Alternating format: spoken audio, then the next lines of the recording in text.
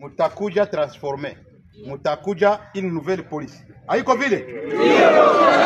Nakosi?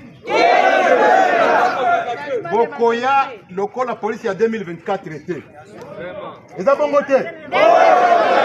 Bokoya lokola police ya 2025, police ya Sika, police ya peuple congolais.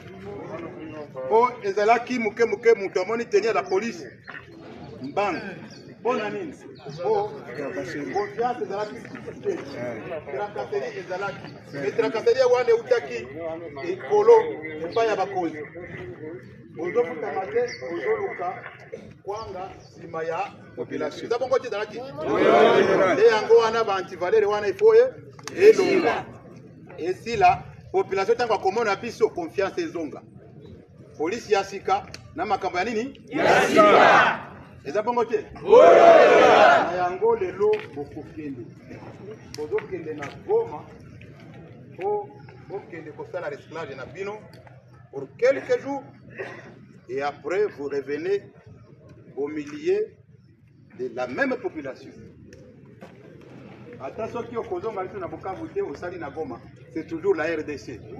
Eza bongo te? Attention qui okozonga na Goma te, ata Bukavu, ata Uvira, ata Butembo, eza RDC. Le plus important est que osala musala na ndenge elo elongami. Na yango ozala prêt, ozokende na port, babato tozwi pona komema bino na Goma ezali, bokende na boboto nzambe ya likolo abatela bino. Amen.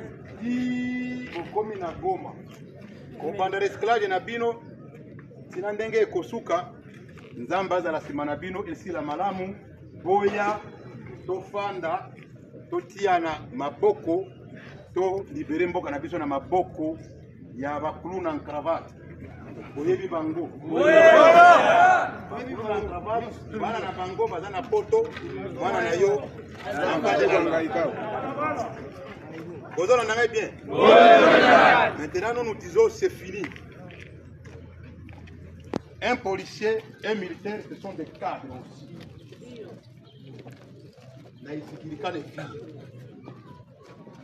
Il ne faudrait pas qu'un policier militaire soit un clochard dans son propre pays. Ça ne marche pas.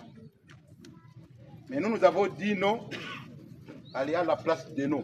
Et nous avons pris le courage, AFCM 23, de dire que nous allons barrer la route à Tshisekedi et ses acolytes.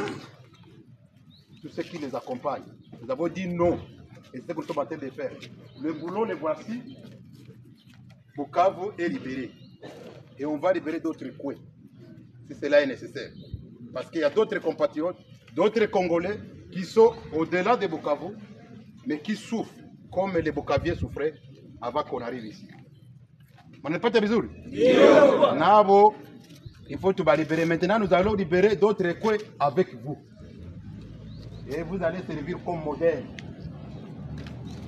2024, et qu'il y a mon peuple. Vous avez un côté? Na suki wana na sengi na bino esika bokei, soyez dans l'unité, dans l'amour. Ce qui a détruit la RDC, c'est le tribalisme, la xénophobie, le népotisme, le clientélisme, et j'en passe. Voyez bien, bien. Oyo apona abota makasaya awa azate. Oyo apona abota mamurega mukongo mushi azate. Nakosi? Nzambe apona obota manayo mukongo. Esiri. Okokoleza nzambe? Sikoyo mutu ya Kasai, ya ba Kongo, mutu ya Katanga, ba Kongolete. Sikoyo ba politicien bazokosaka biso. Oh, mboka balingi ba memango. Depuis baloba mboka ebezolinga ememango. Ça fait 30 ans. Na éviter bino na kati na bino boza na kati ba OPJ. Boza ko sabisa batu. Lolenge na ba biro. Est-ce que botikala ki komona parti esika RDC te kama? Nani amona facture ngo? Esika moko te. Mende elobeli ya bakonzi maloba ezalaka lisusu te kaka kokosi. Nous avons 9 voisins. Les 9 voisins que nous avons, qu'il neige, qu'il pleuve, ils resteront nos voisins. Les avons voté. Bakotika la voisine a biso qui les sokoya. Les avons voté. Oya kona kona na yeke sana na yeke. Barwande bale fa na bakuna na watu. Baburundi bango ndenge moko. Bangolais, Batanzaniens na Bazambiens ainsi de suite. Bato batika kokosa biso tolianaka. Bon, nous sommes 1500 policiers, sans compter ceux qui sont venus en retard. Nous sommes à 1500 policiers, j'ai même la liste.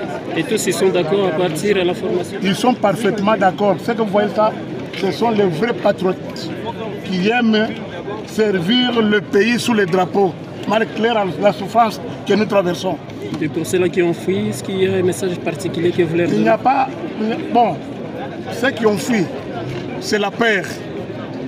Ils sont en train de nous téléphoner chaque jour. Il manque maintenant le moyen de traverser Camagnol pour nous rejoindre. Ils ont la volonté. Oui, est-ce que vous avez peur de la suite? Avoir peur de quoi? De la suite, après ici, parce que vous étiez colonel aujourd'hui, est-ce que vous aviez peur? Non, non. Je suis colonel, j'ai été formé, je suis gendarme de formation. J'ai été formé au centre d'instruction de Kassapa, là où j'ai fait la formation de base.